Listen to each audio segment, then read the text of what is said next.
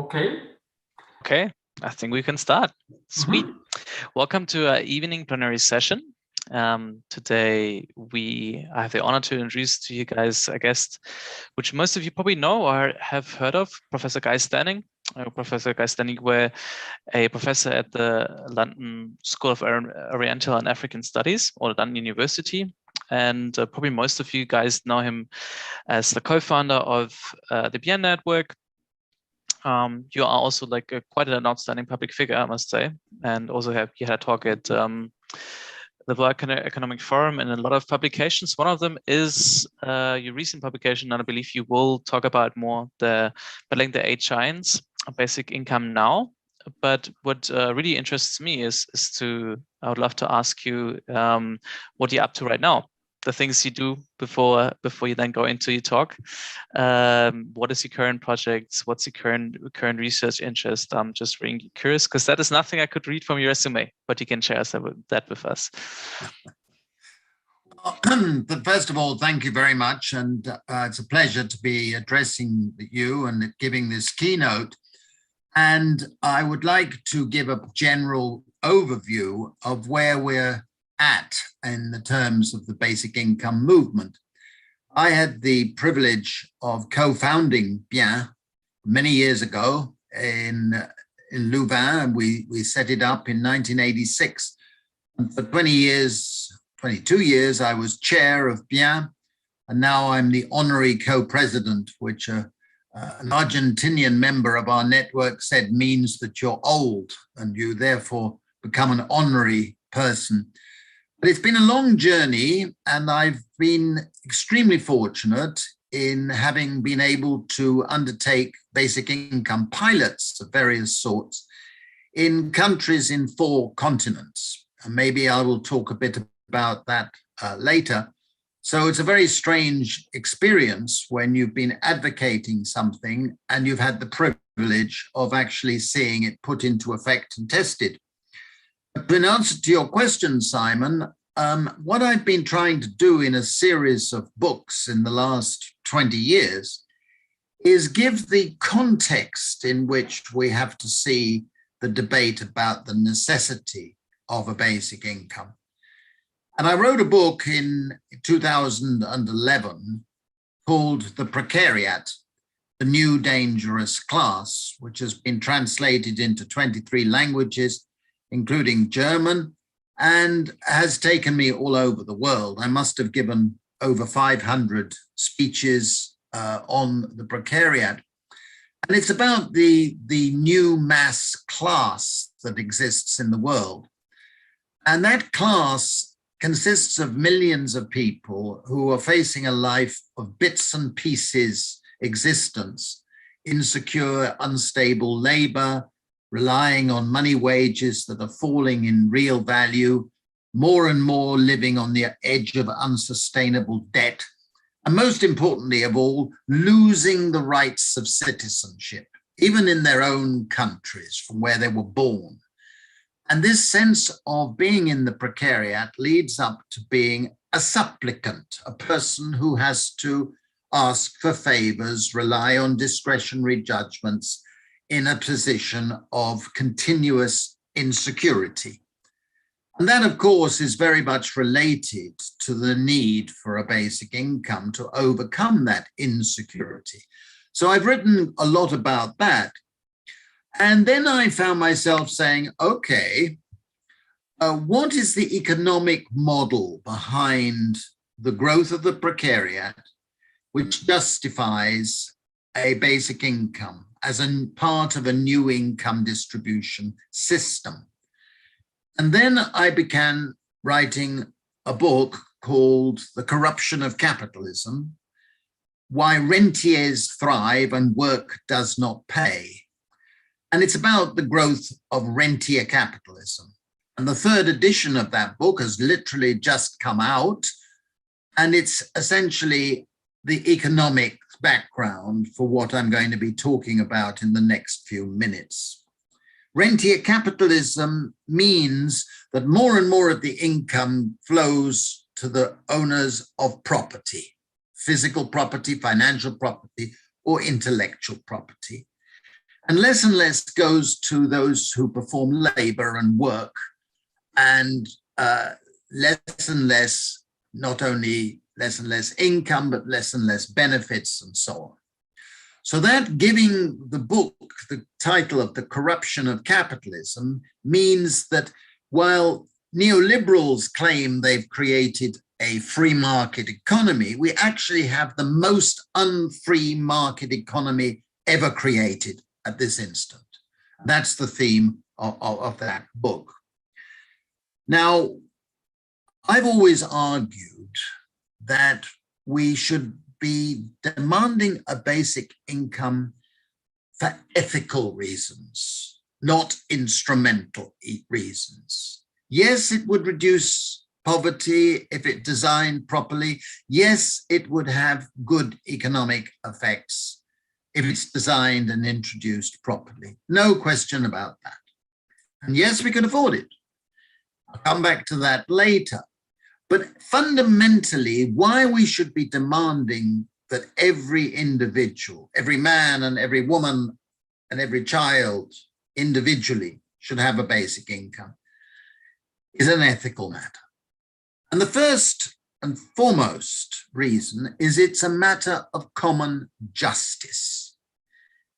When I say common justice, I mean that if we allow the private inheritance of private riches, which we do, all governments do, then you should understand that the wealth and income of all of us, every single one of us, is far more to do with the efforts and achievements of all the many generations before us, creating the common wealth.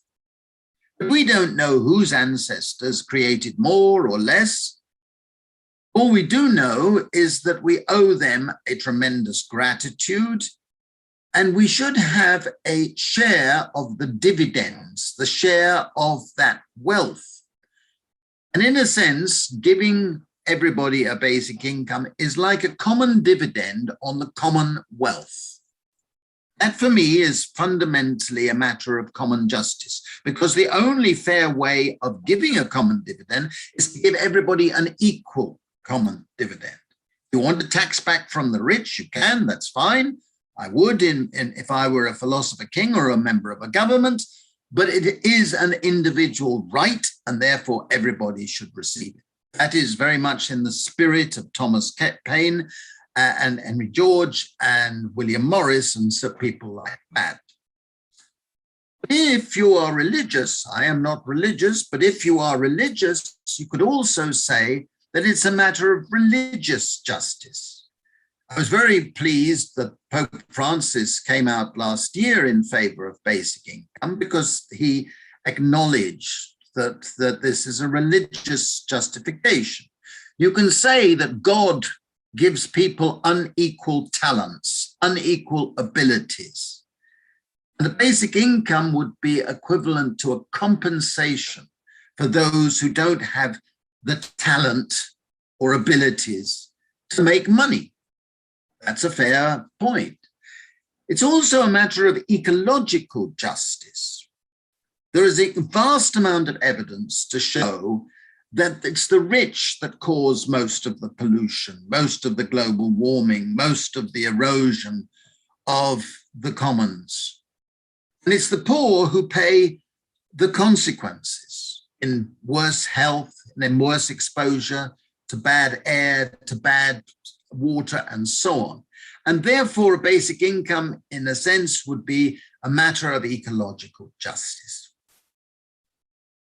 It's also ethically a matter of enhancing basic security. Basic security is a human need. It's also a public good in the sense that if you have basic security, it doesn't deprive me of having basic security. And in fact, if we all have basic security, the value to everybody goes up. Now, psychologists have told us and taught us that people who are chronically insecure suffer a diminishing IQ, a diminishing intelligence. It's a fact. their IQ falls. And therefore, it's unfair of the state or us to hold people who are chronically insecure to the same standards of behavior and responsibility as those people who are fortunate enough to be in secure situations. Basic income doesn't give total security, it gives basic security. And as such, it is a desirable ethical matter. And the third ethical reason is that a basic income enhances freedom. It enhances libertarian freedom, the freedom to make choices, the freedom to make decisions in greater calmness. But it also enhances liberal freedom. Liberal freedom is the freedom to be moral, the freedom to make moral decisions. And you can only make moral decisions if you have a certain degree of security. It's unfair to expect somebody to make moral decisions. I am doing this because it is right. And I believe that this is the correct thing to do as a human being. But if someone is insecure and doesn't have basic income, then they can't make those moral decisions in a proper way. And the third type of freedom that a basic income enhances is what we call Republican freedom. And Republican freedom is different from the other types of freedom. It is the freedom from unaccountable authority over us. A woman is not free in the full Republican sense if she has to ask her husband or ask her father if she can do something, even if she knows that 99% of the time he would say yes. Republican freedom means I can make my decision on my own without fear of being contradicted, full stop. In our pilots, we've found that this freedom, this sense of emancipation is so important for women in particular, but also for many men and young people and old people as well, who feel otherwise that they have to rely on other people before they can do this, that, or the other. And it is vitally important.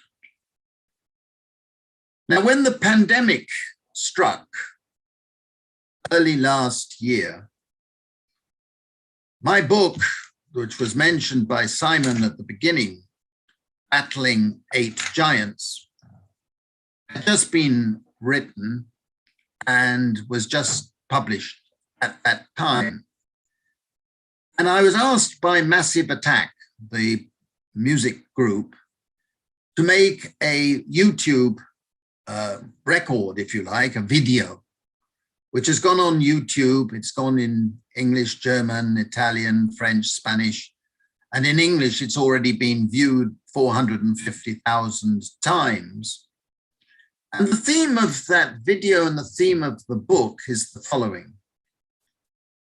We start by thinking the pandemic came at a time when the economic system was incredibly fragile, more fragile than at the time of the Spanish flu in 1918, 1920, 100 years ago, when more than 50 million people died from the Spanish flu.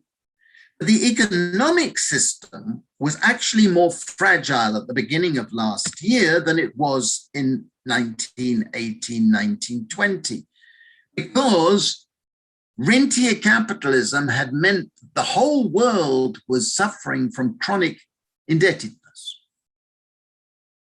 And I looked back in writing this book, and I thought about the last time when we had a transformational economic global crisis, which was at the time of the Second World War, towards the end of the Second World War. And in Britain, William Beveridge was asked by the government to prepare a report for the welfare system that would follow after the Second World War. It's a famous report produced in 1942. And on page 2 of that report, he said, our challenge is to kill 5 giants blocking the road. Those 5 giants are disease, ignorance, idleness, squalor, poverty, and want. Those 5 giants. And his proposals was for an insurance-based system suitable to an industrial society where men were in full-time jobs, most women were reduced to being secondary workers and housewives. It's not a world that I would wish to see again, but that was the reality at the time. And his model and the welfare states were geared to that system. But it's long dead. And in many respects, we should be glad that the industrial capitalism of the 1950s and 1960s and 1970s is the past. We wouldn't want to return to those days, in my view.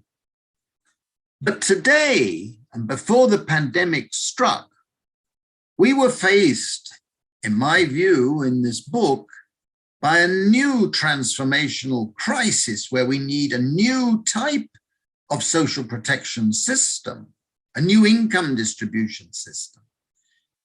And in that, we are confronted by 8 modern giants blocking the road to a good society. And in every one of those 8 giants, a basic income would not kill the giant, but would be a very important way of weakening the threat that that giant represents. What are those giants? Well, the first giant is inequality. We collectively have more inequality today than at any time in recorded statistical history.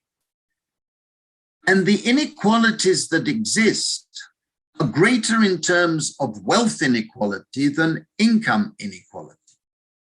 Wealth has risen relative to income, and inequality of wealth is much greater than the inequality of income. Now, to reduce inequality of income and inequality of wealth, we must capture a large part of the rentier income going to the owners of property and wealth holders. And in my book on the plunder of the commons in particular, I have said that we should establish a commons capital fund along the lines of the Norwegian pension fund, but more democratic and oriented to getting the income from people and corporations who've taken from the commons, building up that commons fund and being able to pay out a basic income. In reducing wealth inequality, in reducing other forms of inequality and building up that fund, we would be able to afford paying out a basic income. And that would help reduce inequality. It's a vital need, greater now than at ever before, and a basic income would strengthen the bargaining positions of people who rely on labor in order to demand more from the state and from capital. The second giant, which I've developed at length in the books, is insecurity. And this insecurity that we suffer today as a society and in the precariat in particular is a fundamentally different form of insecurity than Beveridge was talking about. Beveridge was talking about what we call contingency risks. Contingency risk of being unemployed, the contingency risk of being sick, the contingency risk of having an accident. All of these forms of risk You can design an insurance system, a national insurance system or a social insurance system along the Beveridge lines or along the Bismarckian lines, because you can work out the probability that somebody is going to experience that and therefore work out the contributions and work out the benefits. Today's insecurity in a globalized rentier capitalism system is fundamentally different. It's about uncertainty. We don't know what is going to hit us. This is already the 6th pandemic of this century. Since the neoliberalism of the 1980s to now, there have been over 500 financial crises around the world. And the difficulty here is that this is about unknown unknowns. You can't work out the probability of when you will be hit, who will be hit, how hard you will be hit, and how difficult it will be to recover. This is a special type of insecurity. And for that, you need ex ante security. Money put aside, you know you've got it. Not compensation afterwards. You've got to be resilient. And this insecurity that we need to confront means that we need something like a basic income to diminish the insecurity. The third giant is debt. We suffer from a pandemic of debt, both at national debt, corporate debt, and household debt. And what that means is that when a financial crisis of some sort or a pandemic hits, millions of people who are on the edge of debt are likely to be made homeless, have to queue for food banks, do whatever. And this needs basic income in order to reduce the fear of debt. One of the beautiful things we found with our pilots in India is that it reduced indebtedness of poor people, and they felt a greater sense of control over their own money, even though they continued to be in debt. But when a shock hit, they could borrow from each other and help each other because they had their basic incomes. And the fourth giant is related to the others, but it's stress. Stress is a horrifying pandemic, existed as such before COVID struck. And we have been seeing a rising incidence of suicides, of deaths of despair, as they're called, of rising morbidity with more heart problems, more diabetes, more various illnesses connected with stress. Basic income, as we found in all the pilots, in every pilot around the world, has reduced mental illness and reduced stress. The fifth giant is precarity. Precarity is not the same thing as insecurity or instability of incomes.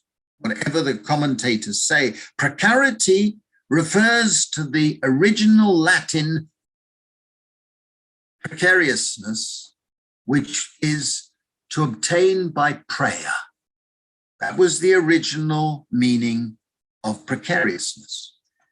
And what it is so important to understand is precarity is about people, millions of people, being in a position where they feel they are supplicants. They feel they must be constantly asking for favors, asking for help, asking for people to give them something, or make a discretionary judgment, or please, please, please.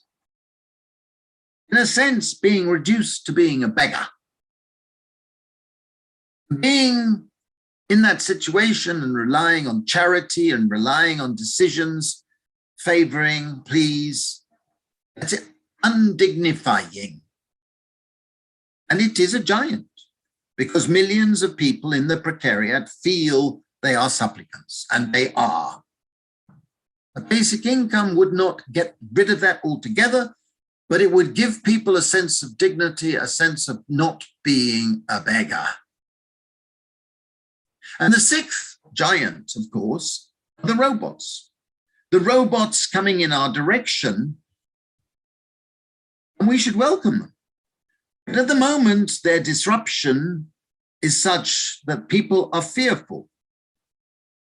They, I do not believe, will remove the need for work and labor and so on, but they are increasing inequality. And we need to confront automation with a greater confidence and recycle the rental incomes that are going to the owners of robots and high-tech and artificial intelligence, and that help pay for a basic income so that the benefits of automation are shared across society.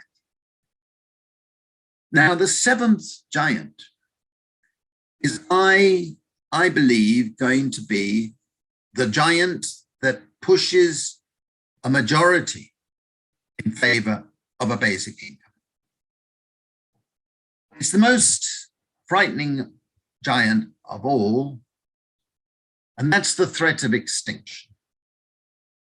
The threat of global warming, of pollution, of the destruction of the species, including ourselves, is such a great threat, and it's so rapidly approaching that we need to dramatically alter our economic system. We don't need more GDP growth globally. We need an approach of degrowth, of recalibrating growth that gives more value to care, to voluntary work, to community work, to the work of building our ecology, our environment, our commons. And if we did that, we would have a better way of living. We need high carbon taxes. But the trouble with high carbon taxes is that by themselves, they are regressive. In other words, they would increase inequality. The only way to get political support for a carbon tax is to recycle the revenue in the form of helping to pay for the basic income. Surely President Macron learned the lesson with the Gilets jaunes when he tried to put up carbon taxes and their protests that resulted. Had he guaranteed that all the revenue would be recycled so that nobody in the precariat would have lost, he would have got support and we would now have it. We need high eco taxes, desperately, but we can only get them if they help pay for a basic income. And a basic income would also enable people to spend more time in care work, in voluntary work, in community work. At the moment, they cannot because they're desperate for a job, and desperate to earn money from a job. I'm not saying that labor will disappear. On the contrary, it will continue, but it will enable us to shift our activities to spending more time looking after our mothers, our children, our community. And that surely is a good thing. And the eighth giant is the threat of neo-fascist populism. A return to the dark ages, just as at the beginning of the 1930s, an era of chronic insecurity and inequality and social discord created an atmosphere where the fascists and the Bolsheviks and the extremists of other types thrived. Today, we are faced by neo-fascist populism. We were very, very, very lucky to get rid of Donald Trump. He could have easily become a second-term president had it not been for COVID. Even then, he got 74 million votes, even though he's a disgusting human being who made disgusting decisions and worsened the conditions of the precariat and the ecology. Unless we change our income distribution system and give people basic security, more people will be motivated by fear and insecurity to support populist demagogues. We shouldn't even dream of wanting that. We must avoid that. And we can only avoid it if we confront the need to give people security and a feeling of belonging in the existing system. So for me, there is an ethical justification for basic income, an economic justification, and a political justification. And that combination means that today, it is not only a moral imperative, it's an economic imperative, and it's a political imperative. But as I ended my massive attack video, I reminded myself a very easy lesson that millions and millions of people around the world have learned. And they have learned through this pandemic that the resilience of all of us, as individuals and as societies and as communities, the resilience of all of us depends on the resilience of the most vulnerable people in our communities. That is a justification for moving along the road to a basic income, because resilience depends on security and having command for a sufficient amount of resources in order to be able to develop one's capabilities, one's sense of empathy, one's sense of altruism, and one's compassion as a human being. For me, we can't afford not to have a basic income. Thank you very much for listening.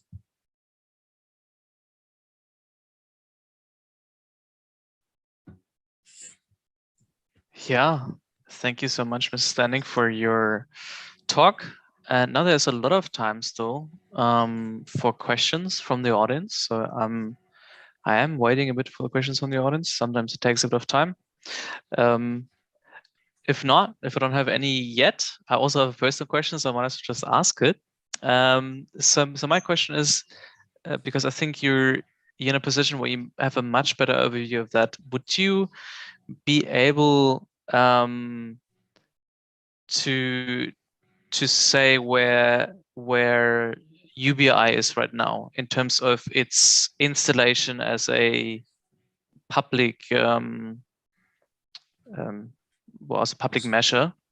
Because I'd just be like, would you know of any countries who do that, anything like that? At the moment, I'm every day, I receive emails and telephone calls and Zooms from all over the world where there are pilots and experiments taking place. As I mentioned at the beginning, I've been very fortunate in having been able to design and implement basic income pilots in Africa and in India, in North America, and in Britain, and help with the Finland pilot that Ollie Kangas will be talking about tomorrow, probably. And I've seen many others. And at the moment, there are 45 US cities, American cities, that have some sort of basic income pilot or experiment taking place.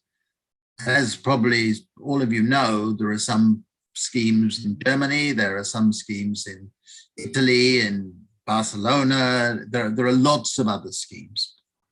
And we now have a situation where many green political parties are in favor of basic income, many independence parties in various countries like the SNP in Scotland, they're in favor of a basic income. So we've had a sea change, a huge transformational change in the perspective. If you'd said to me 5 years ago that we would have global support and a sense in which that this policy was now a mainstream consideration, if you'd said to me 5 years ago that that would be the case, I would have said, I don't think so, I must be dreaming.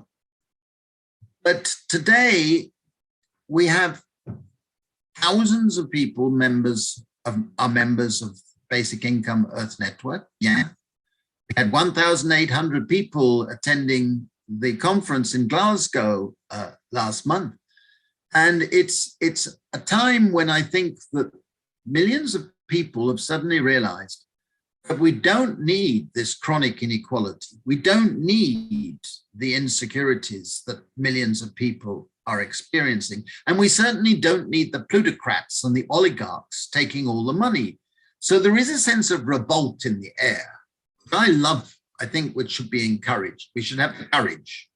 It's not a question of a revolution or some sort of communism. It's nothing to do with that. It's about changing the way we live.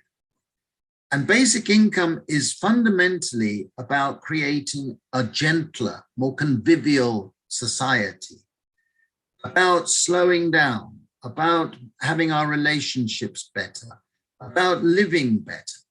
And I think a lot of people are now encouraged to feel that this applies to them.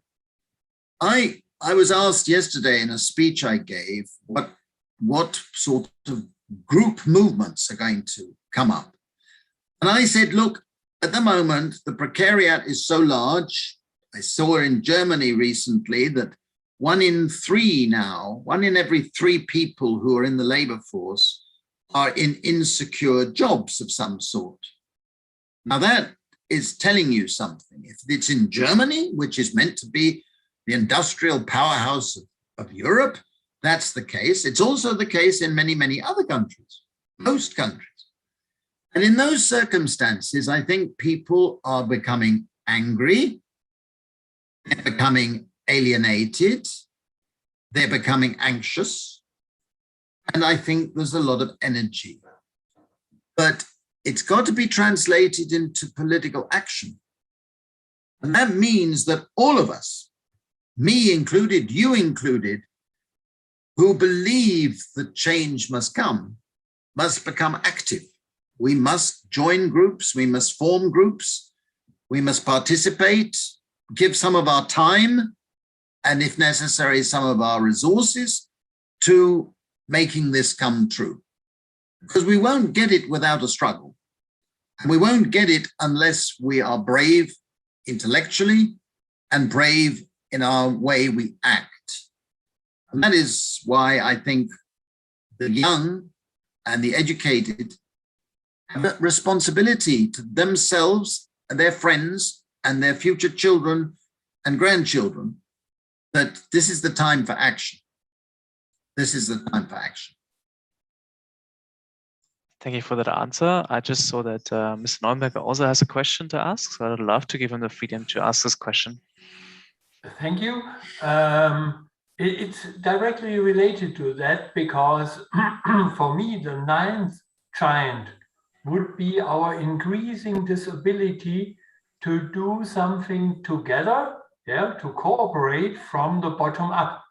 The reason is we are educated and socialized along the ideas of, so to speak, fruitful competition and self-interest. Yes. What you claimed is that individuals should organize something from the bottom up. Yeah, just like the environmental aspects during the 70s or 70s organized by Greenpeace, for example. Yes, it took a long time. I do not know, as you said it also, if we have enough time to organize the social aspect of UBI as it was done with environmental things. So my problem is the famous political philosopher and economist Gordon Tullock said, revolution, the only real purpose of a revolution is that some persons would like to become king themselves. So they are self-interested and organizes others to become king. How to organize it from the bottom up, that we would like to introduce an UBI for all and not only for the UBI king. That's my giant, my personal giant. Do you have a solution for that? Bernard, thank you for putting it in that way. My first recommendation is for all of us to look in the mirror in the morning and say, no, we are part of a community. We are part of a democracy that is in trouble. And we are part of a community where we need to revive the sense of solidarity, revive the sense of compassion. But I don't believe that that egotistical, narcissistic system that neoliberalism has created is actually overwhelming us. Do you feel overwhelmed? Do I feel overwhelmed? No. We feel that it's a matter of taking action. I think it is cynical if we sit back and complain but don't do anything. We can only find out if we can succeed if we act. And I believe that there's a very strong probability that in acting, we can actually develop that sense of social solidarity. We saw with the Occupy movement in 2011, 2012, that there's a phenomenal amount of energy. And if you look back at history, you will see that it goes through waves. The first set of protests are what I've called primitive rebels. Not only I, others have. Primitive rebels who know what they're against, but they're not yet sure what they want instead. I believe that more and more people now are beginning to know what they want instead of what we've got today. And I would say to all of us, we have no excuse for inaction. I do not believe that that ninth giant is a giant. I believe that's what they want us to think. But we can act, and we are acting. I'm extremely proud, for example, of Bien, which is only one organization, but it's an international body now of thousands and thousands of people, and a lot more joining and ready to join. I was asked to give a talk in South Korea on basic income. And I asked the organizers afterwards, I said, how many people were part of that basic income fair that they organized that day? And I was told 600,000 people. That's solidarity. That is a movement. That is the sort of thing that could happen tomorrow in Germany or in Switzerland, in Britain, because there is the energy out there. It's a matter of us having the courage to be a movement and others to join and not be driven by egotistical wanting to be king. We don't want kings. We want people who want as much for others as they want for themselves. It's a sense of compassion. And that's why my friend Enno Schmidt and I are such good friends, because he understands the ethics of basic income as well as anybody I know. And I know others, and he knows others who share that. But I do think that the ethics are what we should be talking about. And that ethics drives us to want to be energized. And look around the world today. You see the energy behind all these experiments taking place. It's wonderful. It's wonderful.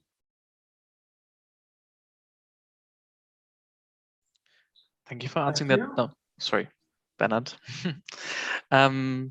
Yeah, well, we have now a lot of other questions coming, so I'm hoping we can answer at least some of them. The first one was from Pierre Maiden. Hopefully I pronounced your name right. And he asks, or he says, you give arguments for receiving UBI, but what is the normative argument to having the rich finance it? So what is the normative argument you would think to having the rich finance UBI? Well, my argument for that, and thank you, Pierre, for the question. My argument for that is that I believe the commons belongs to all of us. The commons consists of the land, the water, the air, the sea, the minerals, the social amenities that we've inherited, the social institution, the parks, and so on that I've written about in the book Plunder of the Commons. They belong to all of us. And those who have taken the commons or have used the commons for their own private profit deserve to be told they have to compensate the commoners. That's you and me and everybody else. And therefore, I would focus on making charges, on levies or taxes, on those people who are benefiting from taking the commons. An eco-tax is basically a tax on those who are polluting the atmosphere. It happens to be the wealthy who pollute more than the poor. They use private jets, they use frequent flyers, they use cruise ships, they use fossil fuels to a much greater extent. And therefore the tax that would be on the fuels and the greenhouse gas emissions would be a way of getting income from the wealthy who are spending and causing problems for the poor for helping to build up the fund. The same applies to a wealth tax or a land value tax. Most of the land in most countries has been taken by the wealthy, not paid a full price. In many cases, they've been closed, been given land, or they've inherited land from people who were given land before them. We need a land value tax, which is a way of taxing the wealthy to be able to build up this capital fund from which the basic income could be paid. The same with the minerals and the oil taken from the sea or under the ground. The same with using air with wind turbines. The air belongs to all of us. Yes, they should get a profit from investing in machinery, but the air belongs to all of us. The seabed belongs to all of us. At the moment, in every country, including Germany and Britain, fishing quotas, that is, the amount of fish that a person is given, allowed to capture and sell, is given to wealthy industrial firms and families. Given. But surely the fish belong to everybody. They don't belong to the wealthy, and they don't belong to industrial fisheries. It's a matter of governments choosing to give. The same with giving subsidies to landlords. That subsidy comes from ordinary taxpayers. I want a levy on landlordism to help compensate the commoners.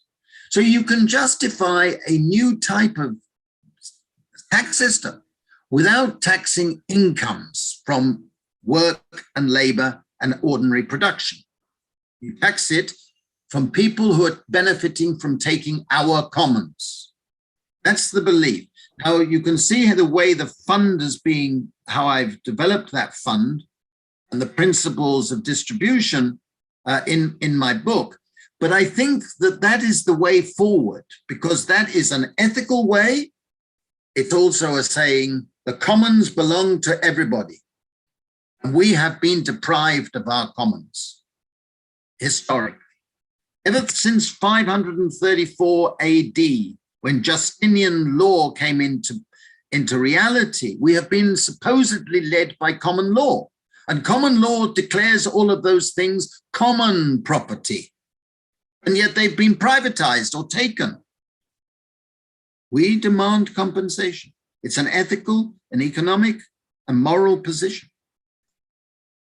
I'm not frightened of continuing to argue in that way, and I think none of us should be. Yeah, thank you. I would like just to go over to the next question, and that's a very interesting one for me personally. It's from Christopher Newman, and he asks if you can ask what are the gaps or failures or to be decided of current UBI pilots, and for those for whom the moral arguments need supplementing with empirical arguments. So he basically asked, what are the empirical gaps, the failures, the undecided factors in current UBI pilots you would be aware of? I think I'm one of those who is in favor of basic income pilots. Some members of Bien don't want to do any more pilots. They don't believe in pilots. Every pilot has its limitations. It may be too small. It may be not combined with the whole community. It may not last long enough. It may be only for certain groups and therefore not be a proper basic income. There are lots of criticisms one can make of actual experiments that have been done. I tried to bring all the evidence from every pilot and experiment that I know of into my book on basic income and how we can make it happen. I've summarized the evidence from pilots. What is extraordinary is that despite a lot of different despite a lot of criticisms, individual criticisms to different schemes that have been done, there are certain findings that are consistently shown up. And those findings for me are vitally important. You usually, if not always, find improvements in mental health when people have basic income. You almost always find improvements in physical health. You almost always find improvements in schooling of children in families where they have a basic income. You always find, so far in all of the experiments, improvements in the relative and absolute position of women. It's better for women than for men, even though men also gain. You also find, and I want everybody to hear me very clearly, just in case my English is not clear. You also find that basic income leads to an increase in work, not a decrease in work. Just in case that's not clear, it leads to an increase in work, not a decrease in work. Despite that, critics say it every time. Oh, if you had a basic income, everybody would be lazy. And you say, well, here's the evidence. And here are the reasons why that is the case. People feel more confident, they feel better health, they feel more energetic, they feel more outgoing, and they feel more entrepreneurial. Oh. So there are a lot of prejudices that basic income pilots help deal with. But even if they didn't show those things, I would still believe that a basic income is ethically justifiable. As it happens, the empirical support is dramatic. And the critics don't have the evidence to justify their prejudice. They simply don't.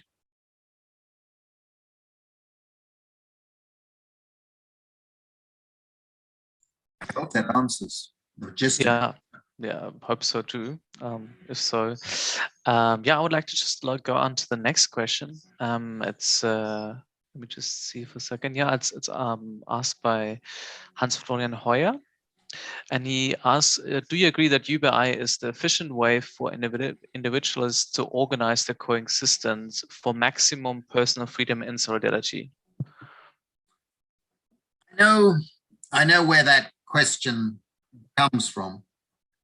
And I would plead that we should not be too sophist in the way we look at that. No single policy achieves a panacea. No single policy is perfect. But what I do believe is that a basic income is a necessary part of a freedom agenda. It does those things I was talking about earlier better than any alternative that I've heard pronounced. It certainly beats all those paternalistic types of policy that some social democrats, social democrats and socialists have proposed over the years. It gives freedom, it gives security, and it gives a sense of justice. In none of those respects does it give perfect justice, perfect freedom, perfect solidarity. I've always said that a complement for a basic income must be stronger collective organizations. We need collective bodies to represent us because we're all vulnerable. We need those things. And a basic income is one instrument in a bag of instruments that are needed for a good society. That is my position.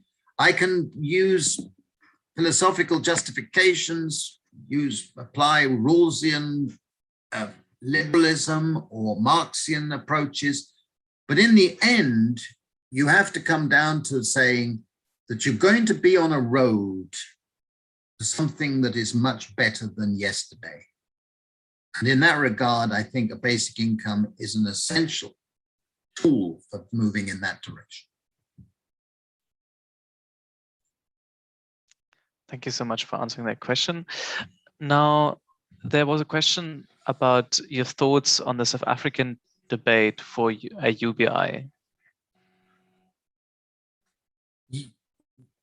The South African or the African? The South African debate for UBI. The South African, yeah. Well, I don't know if the questioner knows this, but I've been working in South Africa a lot. I had the privilege of being invited to be director of research for President Mandela's Labour Market Commission.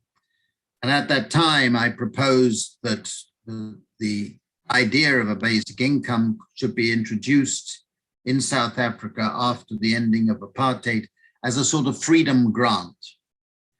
And I was delighted that Bishop Desmond Tutu, who's just celebrating his 90th birthday, incidentally, happy birthday to him, he came round to support it and gave a lovely speech at our Congress in Cape Town. And I worked with the Minister of Labour, who later became the Minister of Finance, who's just stopped being the minister.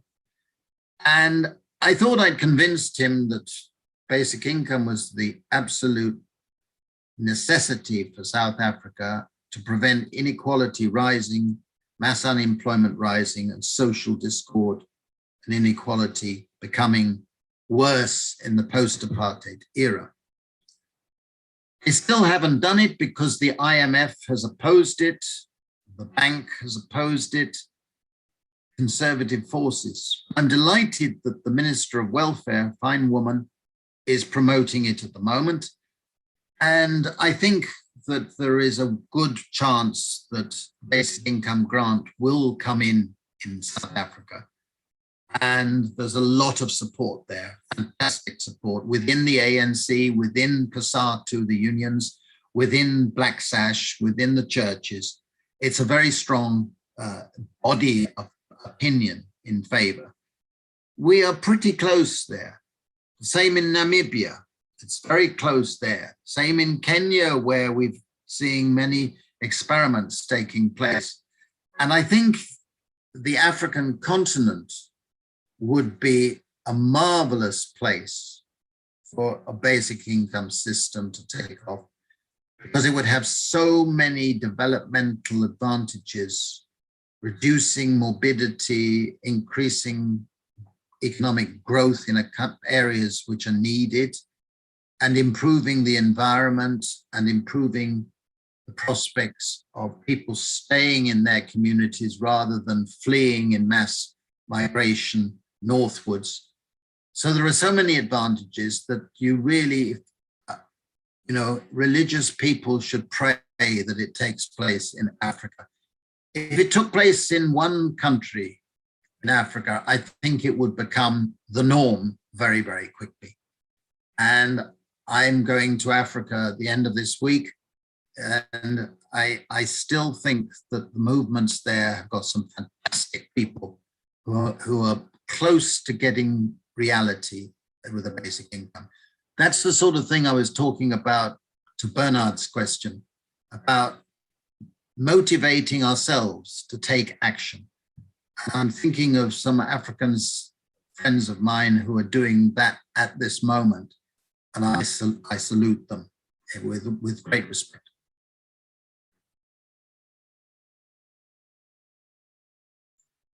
Thank you so much. We are a bit at the end of our time, but we have one question more, so it's more about the question is more up to you, Mrs. Stanning. Would you be able to answer that last question?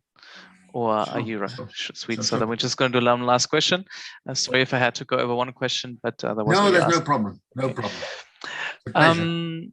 So the question is: there's an irony in the support of UBI that almost everyone likes the idea, yet most people think the proposal is naive. What would you say are the biggest obstacles to start implementing UBI? That's a big question, but here you go. I think I come back to this. It's not naive. It's not utopian. It's not a dream. It's a modest reform. It's something that any good society should wish for its people. We should all want every single German, every single individual, every man and every woman and every child to have basic security. And we are rich countries, damn it. In the 21st century, damn it. An existential crisis. We should say this is a modest improvement. We can afford it. It would make for healthier people. It would make for more altruistic people. It would make for better community. It would enable us to develop control of our society, our ecology. And of course we can do it. And every one of us should be saying, I am not going to be frightened by people telling me that this is naive. I will turn back and say, what you have done, what you have allowed is naive. What has been allowed as a system is pathetic. When we have people making billions and billions of euros and dollars and pounds in the course of a pandemic, when millions of people are suffering like mad, that is naive. That is pathetic. And we should be courageous enough to say it. Well, yes, we can do better than that. Let's start with just a modest basic income and move along that road and stop giving lectures about how impossible it is for everybody to have basic security. That's pathetic. That's naive. So for me, I would say to all of us, me included, that we need to be more courageous, not frightened of being called naive. I'm not frightened of being called naive. Call me what you like, but sensibly we should say that is what we want for everybody. Isn't that fair enough? Thank you for listening. Yeah, I think that was a great note to end it. Thank you so much, Mr. Stanning. Thank you so much, Mr. Neumacher, also for tying in and asking your questions as well. I think with that note, with the end note, we can call it a night. And just thank you for everyone else who asked the questions, everyone else who tuned in today. It's been really just an absolute, from my side, it's been an absolute pleasure to see all the different talks, all the different hosts who host talks. I didn't even get the chance to listen to all of them yet. So thank you so much, also Mrs. Stanning. And I just, from my side, wish you all the best. Good luck in your endeavors in Africa. And hoping to see you around in some capacity and hoping to see you soon. And just thank you so much from FRIBIS. And from my side, I would be able to finish this, but is there anything else Mr. Neumacher wants to contribute to that as well? No, it was a perfect speech, and I think we have discussed many things which are very elementary to understand better the way towards UBI. Thank you, Guy, for this perfect contribution. Very much. With that, yeah. Thank you, everyone else. Have a great night. Enjoy your evening rest, and then we will see each other most of you guys hopefully tomorrow again, fresh and rested. Have a great night. Goodbye.